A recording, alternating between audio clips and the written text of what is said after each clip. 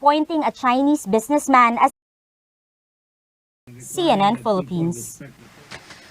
Presidential aspirant and Senator Ping Lacson says the Senate may not be able to adopt the findings of the Blue Ribbon Committee. In an interview with Bombo Radio, Lacson explains that while the Senate leadership decided to extend its session until Thursday, he believes there is not enough time to discuss the committee report in the plenary. Although he has signed the report, Lacson wants more clarification. Susuri ng aming mga kasamahan, ako report pero nag-indicate ako na mag-interpellate ako kasi meron akong gustong mga liwanagin lalo doon sa yung parang may recommendation yata doon na kasuhan ang Pangulong Duterte ng betrayal of public trust, ano. Malalim na usaping legal ito, no, pati yung pagkakaso doon sa lahat ng mga personalidad. So dadaan talaga ito sa sa matinding interpellation sa floor. Senator Manny Pacquiao says he fully supports the committee report without any reservations. The presidential hopeful also says all findings are true based on the series of hearings and that he trusts Committee Chairman Richard Gordon. Another presidential aspirant, Leody de Guzman, is calling on the Justice Department to immediately act on the Senate panel's recommendation. De Guzman says charges should be filed against all those accountable. Health Secretary Francisco Duque was a no-show at an event in Cebu City earlier today. Last night, he issued a statement saying if the Blue Ribbon Committee's report will be adopted, he will fully cooperate with the court's processes as they have, quote, nothing to hide. Malacanang, meanwhile, has no comment on the Senate panel's recommendations. In a television interview, acting presidential spokesperson Carlo Nograles says it's difficult to talk about a partial report. Besides, he says Malacanang has no official copy so far.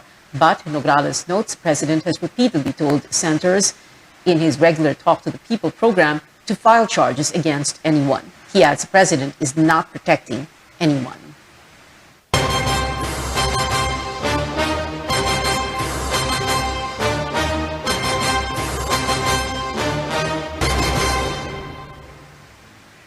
"96 days before the Filipino votes, senior poll officials, including the chairman, Sharif Abbas, have retired. Abbas and Commissioners Rowena Guanzon and Antonio Co were accorded a retirement ceremony this afternoon. Let's get the latest from our Melissa Lopez, who has been covering developments at the COMELEC. Mel, as of today, so still no decision on the Marcos disqualification cases, which Guanzon has been fighting for. And we also saw Guanzon and Commissioner Amy Ferolino in one room together. Tell us what happened. Yes, Pia, that's right. Still no resolution on those Marcos cases. But today, we saw Commissioners Rowena Guanzon, Antonio Co, and Chairman Sharif Abbas, and their years of service at the COMELEC on a high note, despite that controversy about their pending disqualification cases against Bongbong Marcos. The 7 commissioners gathered for one last time for that retirement ceremony at the Hotel Sofitel in Pasay City, also the venue for the ongoing management committee meeting at the poll body. The event was off limits to the media, but Guanzon's office made available a live stream from inside the Harbor Garden tent, the same venue for the filing of candidacies in October. This was the first meeting of Guanzon and Commissioner Amy Ferolino in person after a week-old rift on the alleged delay of the Marcos cases. They sat 3 people apart. Since last week, Guanzon has been calling out Ferolino for supposedly favoring Marcos and conspiring with a male senator to deliberately stall the resolution of the cases. The two have not made up so far. In her speech, Ferolino took no shots against Guanzon and even thanked her for friendships formed from working together. Guanzon, however, did not clap her hands after Ferolino spoke, but also held back from taking any jabs and instead thanked everyone for their, quote, friendship and respect. Guanzon, Co, and Abbas's retirement leave 3 posts vacant. This comes in the middle of an election season and with the May 9 polls just around the corner. Guanzon earlier said that work at the COMELEC will definitely turn out slow as 4 people will share the load of 7 commissioners. A looming reshuffle of commissioners assigned to the 1st and 2nd divisions will also complicate case processing, with new members expected to decide on pending cases, including those against Marcos. Guanzon blames Ferolino for reaching this scenario without resolution on the Marcos case. With no decision on the cases beyond her retirement, Guanzon and Commissioner Marlon Casquejo's votes will not hold weight. The remaining commissioners Socorro Inting, Casquejo, Ferolino, and Ray Bulay turned over tokens to the retiring officials today and wished them well for the next chapter. Inting thanked Abbas for his leadership despite being the youngest poll chief in history. She says the best way to honor the three retirees would be to make sure elections in May are successful and clean. Now, what is life after COMELEC? What we know so far is that Guanzon and Co are both planning to stay in public service. Guanzon has a pending application for Deputy Ombudsman for the Visayas, while Co is applying to be the next Supreme Court Justice. No word yet about the next career path of Abbas. We'll try to find that out. Pia. Well, Mel, any word on names being considered to replace Chairman Abbas and Commissioners Guanzon and Co? What we know so far is that Malacanang has already put together a short list for President Duterte to have some options for these three vacancies, but we don't know whose names are on there. But meanwhile, this watchdog group called Participate is asking for independent appointments to the poll body. They say whoever President Duterte chooses to appoint should be independent. They should not be politically aligned or politically inclined, rather, and they should not come from his fraternity. Back to you, Pia. Mel Lopez reporting from COMELEC's headquarters. Head on Newsnight, health experts thumbed down a proposal to do away with alert levels in areas with high COVID vaccine coverage. And 7-time Super Bowl champion Tom Brady is retiring from the NFL at 44 years old. Details when we return.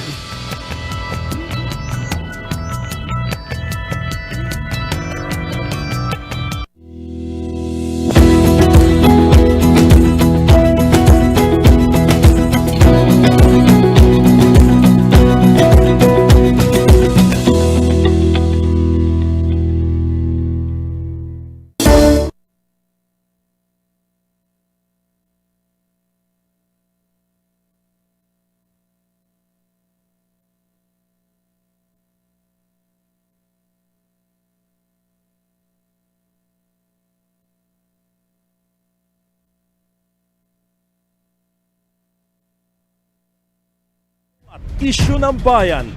Ilalahad ang kani-kanilang plataporma at programa para sa taong bayan.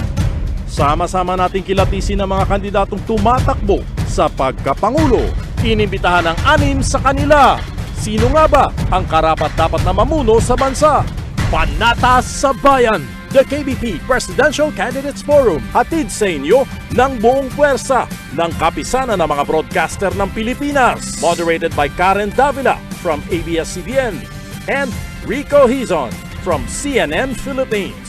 At mga panelists na magtatanong at bubusisi sa ating mga kandidato mula sa iba-ibang broadcast at digital news networks. Bombo Elmar mula sa Bombo Radio Philippines. Robbie Alampay mula sa One News. Dan Andrew Cura mula sa Far East Broadcasting Company. At Ed Lingao mula sa TV5. Makakasama rin natin ang iba-ibang miyembro ng kapisanan ng mga broadcaster ng Pilipinas mula Luzon, Visayas at Mindanao. Panatas sa Bayan, the KBP Presidential Candidates Forum. Ngayong February 4, alas 9 ng umaga. Mapapanood sa mahigit 300 estasyon ng radyo at telebisyon.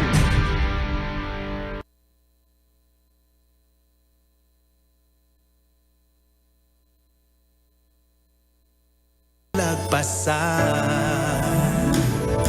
sa bawat laban, hinebra tayo at sa pag-ahon, hinebra tayo sa huling patak ng bagong tapang. Pagsubok mo ay malalampasan, sasama-sama.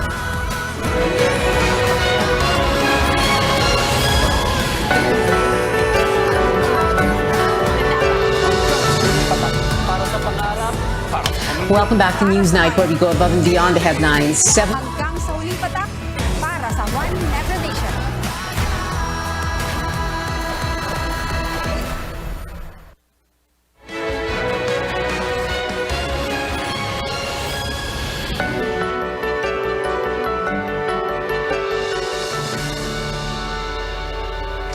Welcome back to Newsnight, where we go above and beyond the headlines. 7,661 more people contracted the coronavirus. This brings the total case number to 3.58 million. Active infections dropped to over 160,000, excluding data from 2 laboratories. Another 43 patients died, nearly 23,400 recovered. The positivity rate, or the number of people with COVID-19 out of those tested, is at 24.8%. The World Health Organization says a positivity rate of below 5% indicates virus transmission on the ground is under control. Now, while the government is making a pandemic exit plan, should the alert level system be scrapped in areas with high COVID-19 vaccine coverage? This is the latest proposal of Presidential Advisor for Entrepreneurship, Joey Concepcion. But as Caroline Bonkin tells us, health officials are adamant the classification is here to stay. Much like public storm warning signals, an alert level system is in place this pandemic. This system determines relaxations and restrictions depending on the spread of COVID-19 infection and hospital care use. But with increasing vaccine coverage in major cities, Presidential Advisor for Entrepreneurship Joey Concepcion says it's time to forgo the alert level system in areas with at least 70% vaccine coverage. Much like in the US, Concepcion says, katulad dito sa Amerika, walang alert level dito. But we're moving right now, going out in restaurants, vaccine cards are mandated. Number 2, there is social distancing, wearing a face mask. So there is a basic minimum health protocol set up without any alert level. When you're sick, you stay home, you get well, and then you go out. On that note, he recommends that presentation of booster shot certificate must be mandated in Metro Manila. Kasama po yan sa mga pag-aaralan at i-discuss as we transition from the pandemic framework together with the entire world to a more endemic way of handling and mitigating the risks of COVID-19. Dizon says most cities in Luzon already have over 70% vaccine coverage. To build a wall of immunity against the virus, the government aims to vaccinate 90 million Filipinos by end of the Duterte administration and give boosters to over 72 million people. But health officials are not buying the proposal, saying alert levels are not tied to vaccine coverage. Evolving po ang situation. Hindi pa ho natin alam kung ano mangyayari in the future. We should always be prepared. That's why the alert level system is here. We can always stay at that lower alert level, pero pag dumating na tumataas na naman ang kaso, ito pong alert level system na ito ay gagana at makakapagbigay ng guidance kung kailangan po natin magkaroon ng mas mahigpit na restrictions because tumataas ang mga kaso. The alert level system is there as a fail-safe na para, kasi kung tanggalin natin sila agad, anong gagawin natin kung biglang mag-spike yung kaso? Isasarado ba natin? At least yung metrics po natin ngayon, makakalibrate po natin yung response depending on how fast things are going. The World Health Organization reminded countries it is premature to either surrender or declare victory over COVID-19. Caroline Bonkin, CNN Philippines. The city of Cebu now rolling out booster shots in pharmacies. Interagency task force officials oversaw the rollout of the Res Bakuna sa Botica program at the Rose Pharmacy this morning. Mercury Drug, Generica, and Watson's will also be venues for the program in Cebu and other areas in the Visayas. Cebu and Baguio are the first cities outside Metro Manila to administer booster shots in pharmacies.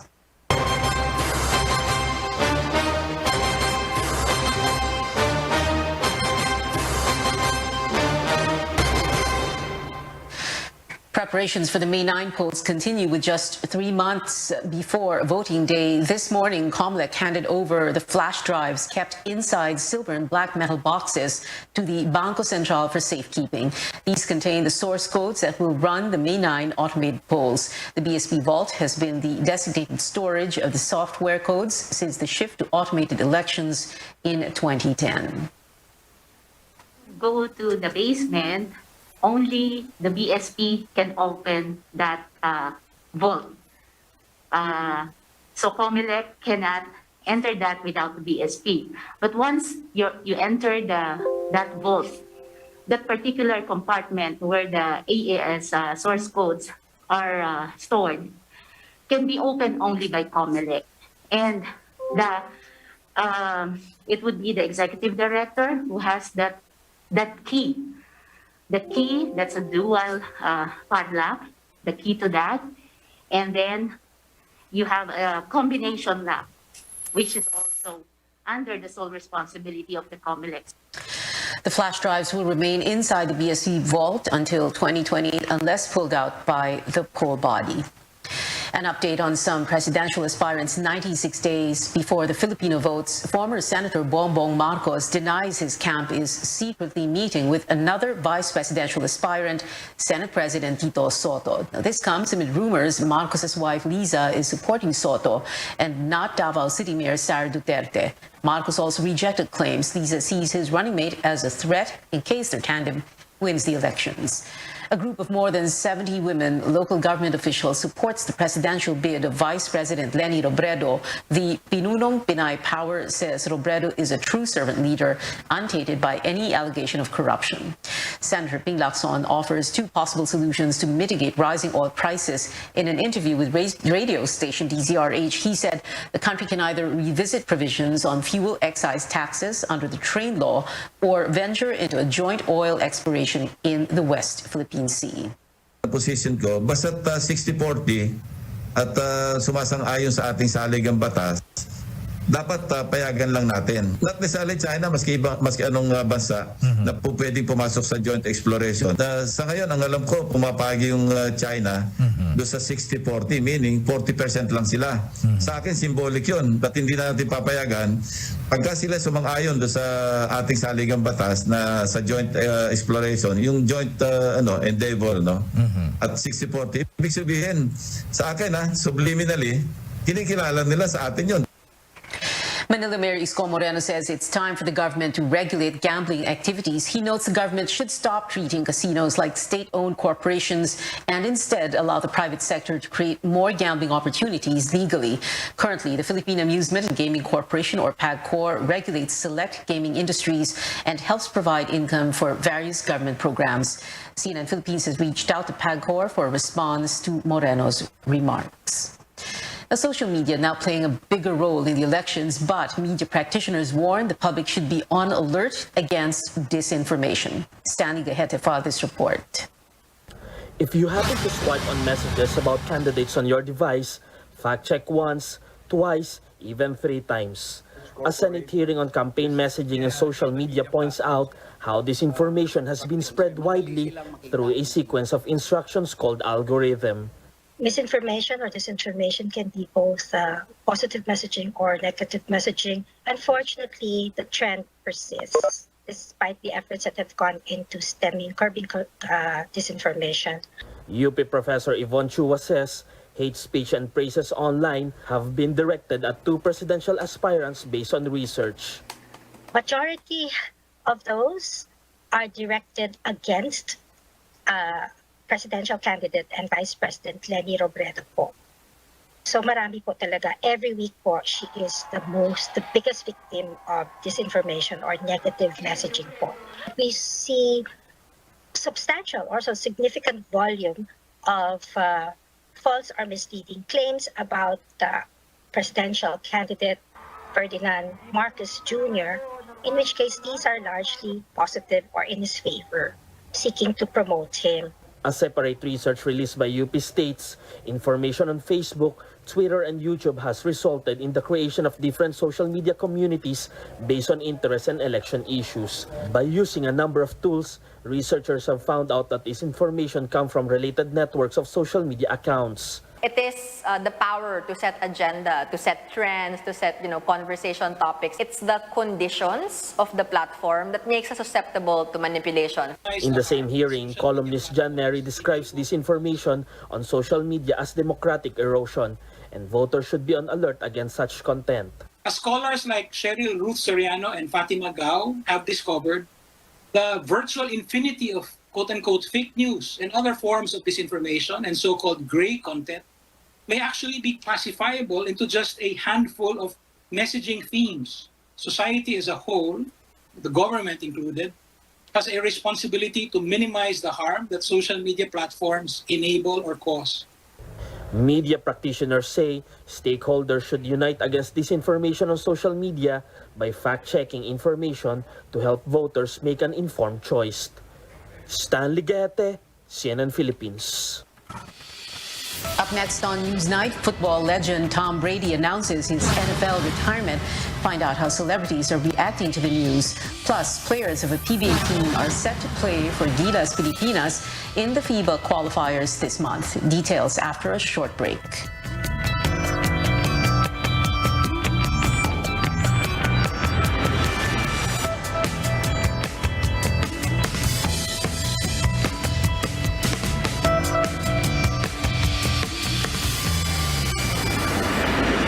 Sure ka ba talaga dito? Ano ka ba? Mabait si Papa. Pa! Si Pinky po. Ano po, Mr. Fardo? Please, call me sir. Aba, laki ng supermarket dito ah. Bili tayo ng drinks. Ako na po ang drinks. Sige na. Gutom na ako. Kuha na mga kami, Mike. Sold.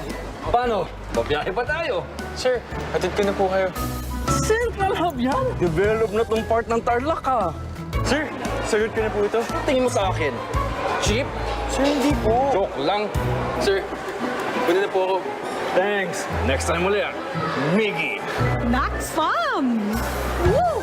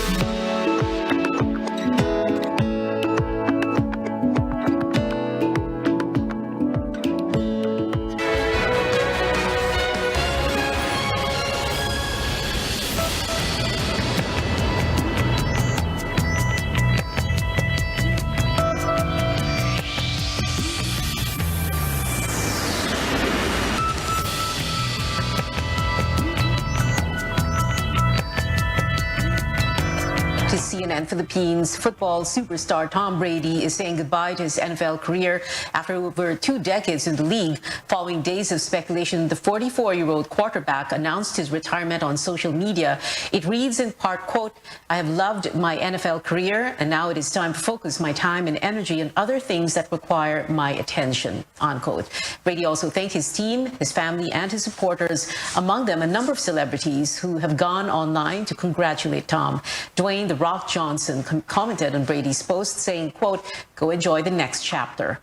NBA icons Stephen Curry and Shaquille O'Neal also reacting to the news, with Shaquille saying Tom should play for 1 more year.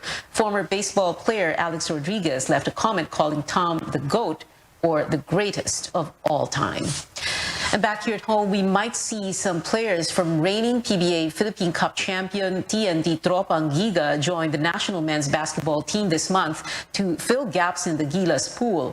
Coach Chot Reyes has requested to tap some Tropang Giga athletes for the February window of the FIBA World Cup qualifiers. Some Gilas players are unavailable because of activities abroad. Philippine Basketball Association Commissioner Willie Marshall says the league will adjust TNT's schedule in the Governor's Cup, so Gilas will have time to prepare for the qualifiers. The national team will face South Korea on February 24th, India on the 25th, and New Zealand on the 27th. And that is it for now. Join me again on News.ph at 7 p.m. I'm Pia Ontiveros for Newsnight, where we go above and beyond the headlines.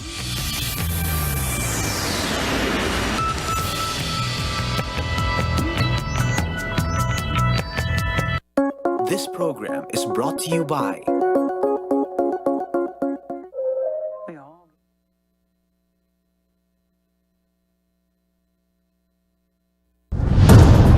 CNN regional AM radio stations nationwide welcomes CNN Philippines, a first on radio. To bring you the latest news you can use, news you can trust. Listen to Newsnight, weekdays, 6 p.m. We now go above and beyond the headlines. Followed by Med Talk, Health Talk. We'll talk about how to keep ourselves healthy during the pandemic. Politics as usual. Our guests for tonight, two political science professors. Up close and more. Catch CNN Philippines Hour in all RPN AM radio stations. Weekdays, 6 to 7 p.m.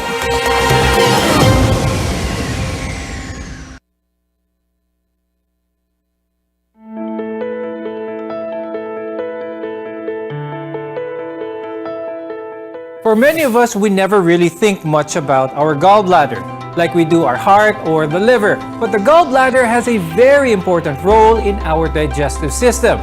It's a relatively small organ located just under the liver. And there's a reason why these two organs sit next to each other. Think of them as the liver as some sort of a factory, while your gallbladder is like a warehouse. Now, the liver produces bile while the gallbladder stores and releases that bile to help break down mainly fats when you eat. You need bile to break down fats, which are actually one of the hardest parts of the food to digest. And when you break down the fats, you transform it into energy that the body can use. Today on the program, we'll talk about how to keep your gallbladder in good health to avoid the likelihood of problems such as inflammation and gallstones. I'm Dr. Freddy Gomez, and this is Med Talk Health Talk on CNN Philippines.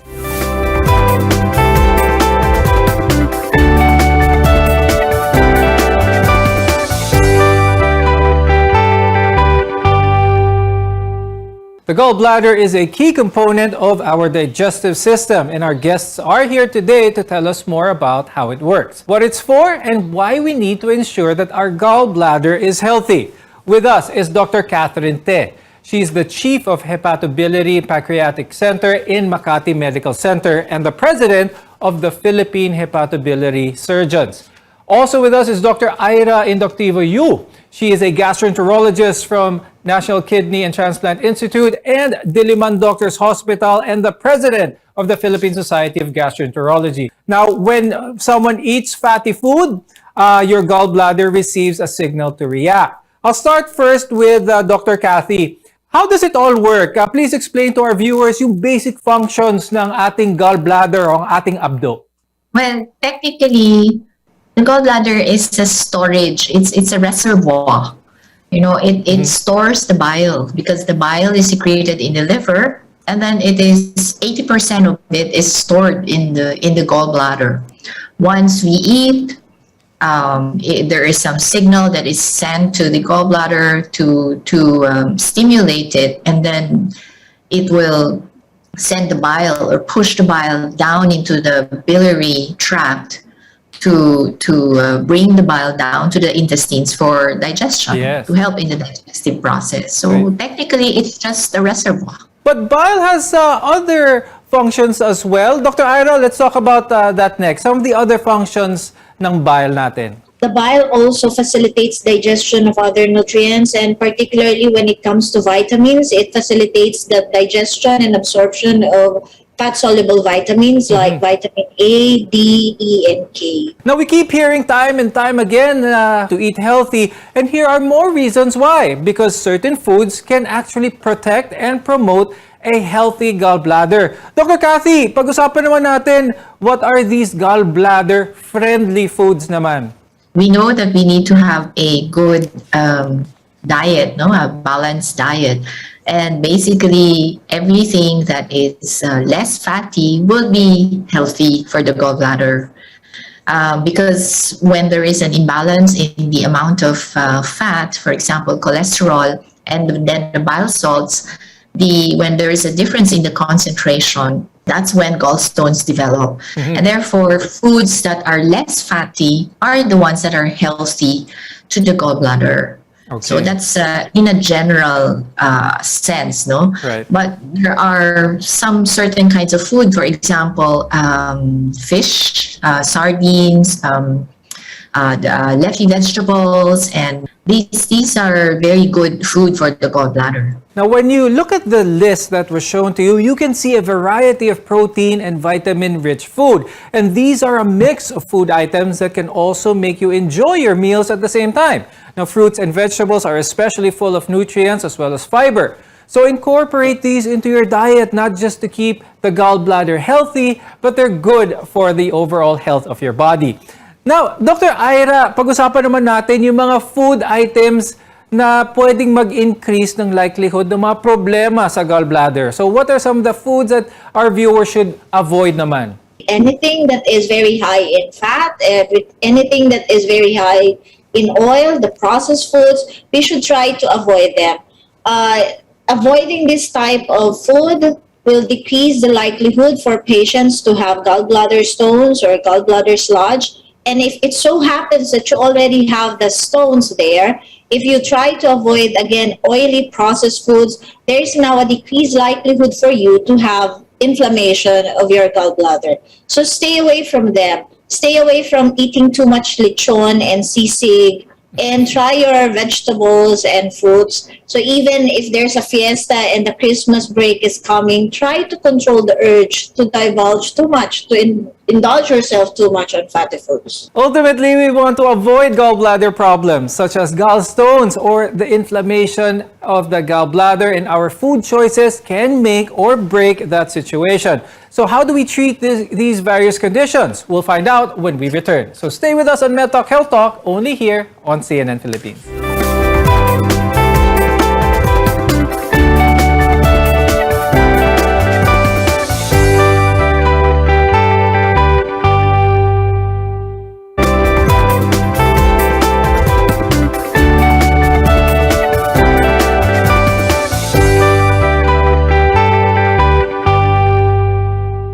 I'm Dr. Freddy Gomez, and welcome back to MedTalk Health Talk on CNN Philippines, where caring is our calling. Your gallbladder works to store and release your bile, a fluid that helps the body break down and digest the food that you eat, in particular fat. Fat takes longer to digest than other foods, but you need it. It supports several of your body's functions and gives your body that energy that it needs. It's in our best interest to keep our gallbladder healthy throughout the food we eat. Dr. Kathy, explain natin sa mga viewers kung ano ba talaga ang mga gallstones. How does it form? That's really the most common problem that we encounter, the gallstones, no? Basically, the bile has to maintain a certain balance in the concentration of the fats and the bile salts and water. So if there is a critical elevation of one component, for example, cholesterol, mataas ang level ng cholesterol, then the formation of cholesterol stones can happen in the gallbladder. Now, another thing that may disrupt this balance that Dr. Kathy mentioned is that of skipping meals. Dr. Ira, is the practice of skipping meals, can this increase the likelihood of one person developing gallstones? Yes, you're right. Apparently it is. In fact, if you look at the literature, people engaging themselves on crash diets are at higher risk for developing gallstones. So even if this strategy is very effective for weight loss reduction, it has another side to it.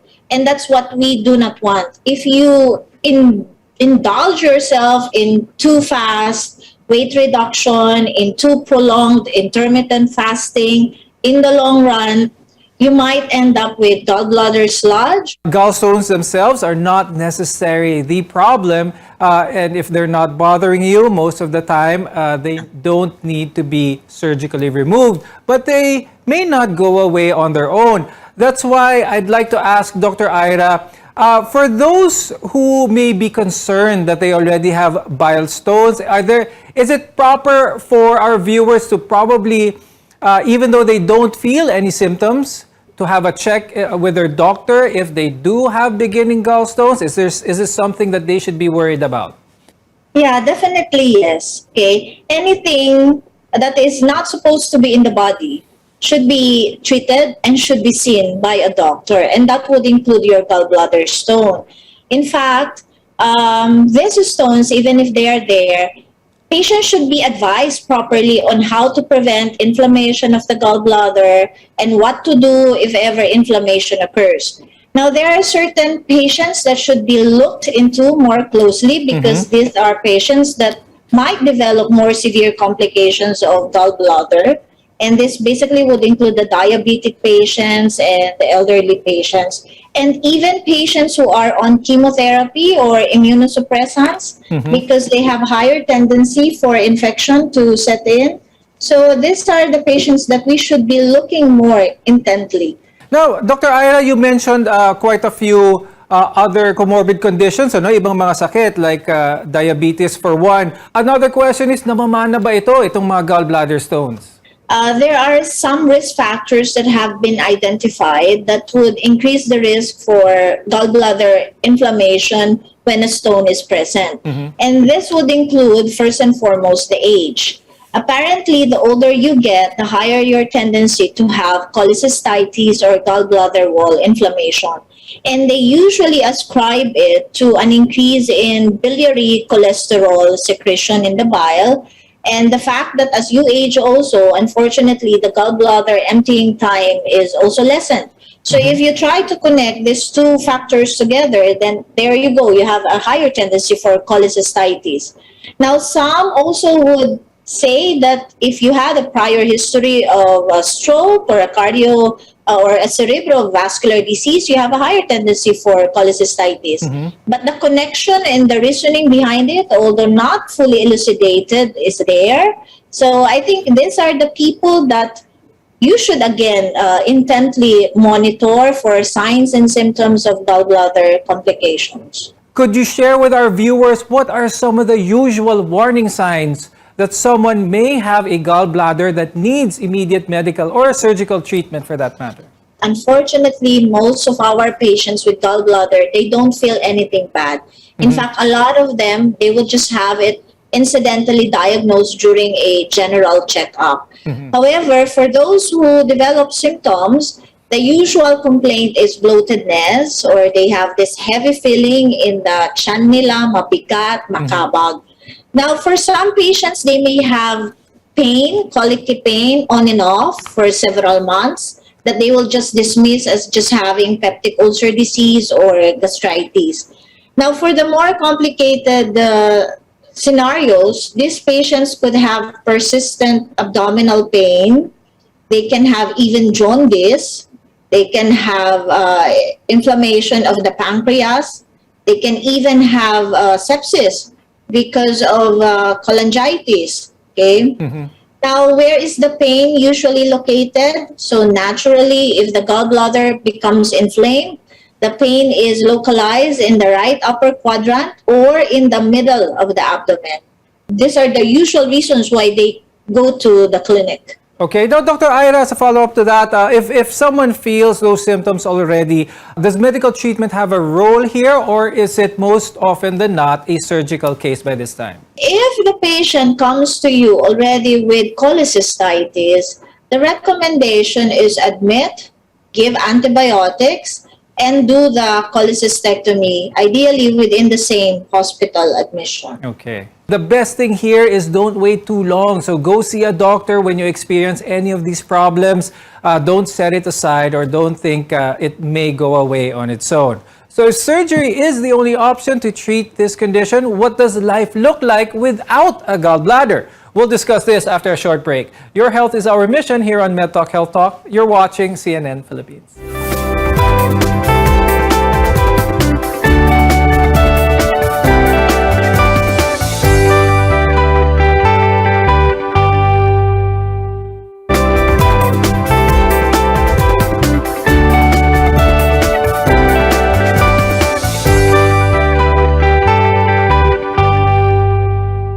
I'm Dr. Freddy Gomez, and this is MedTalk Health Talk, your partner in healthcare.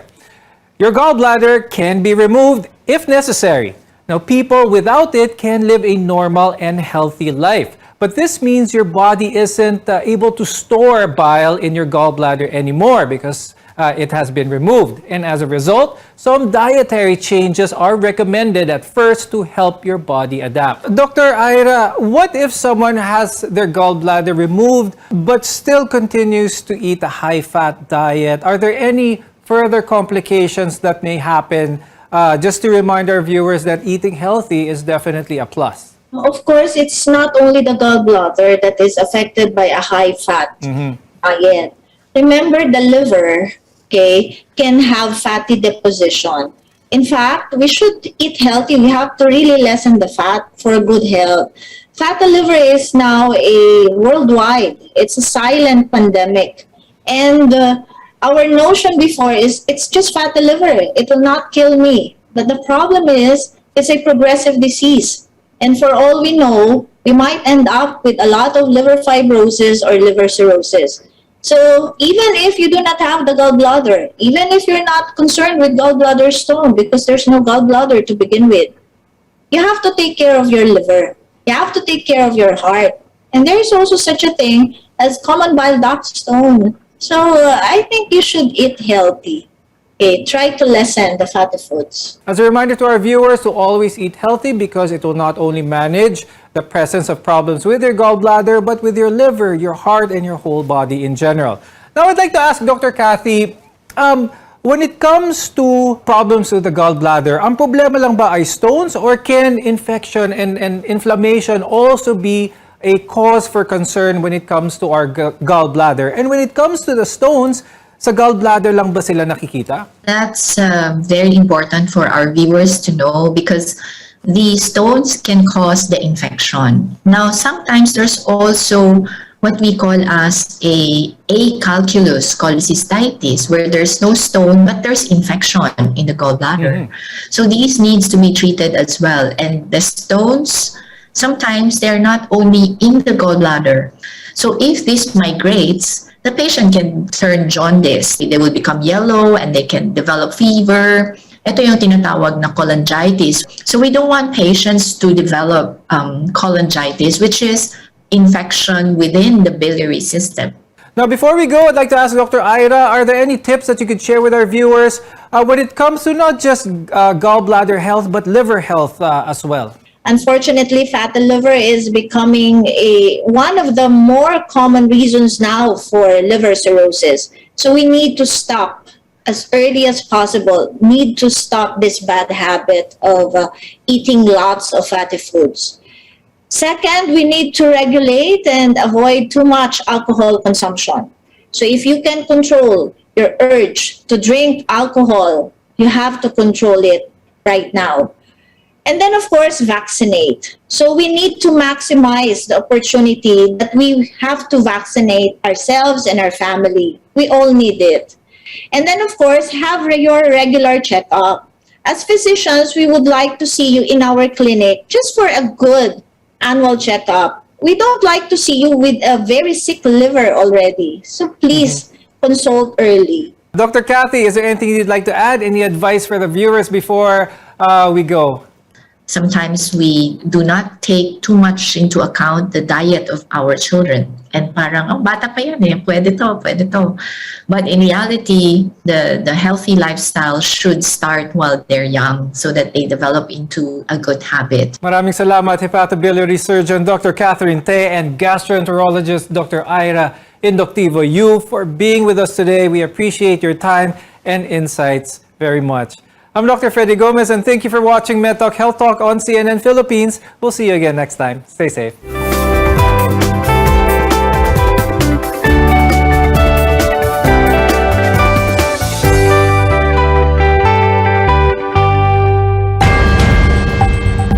Let's get ready to rumble!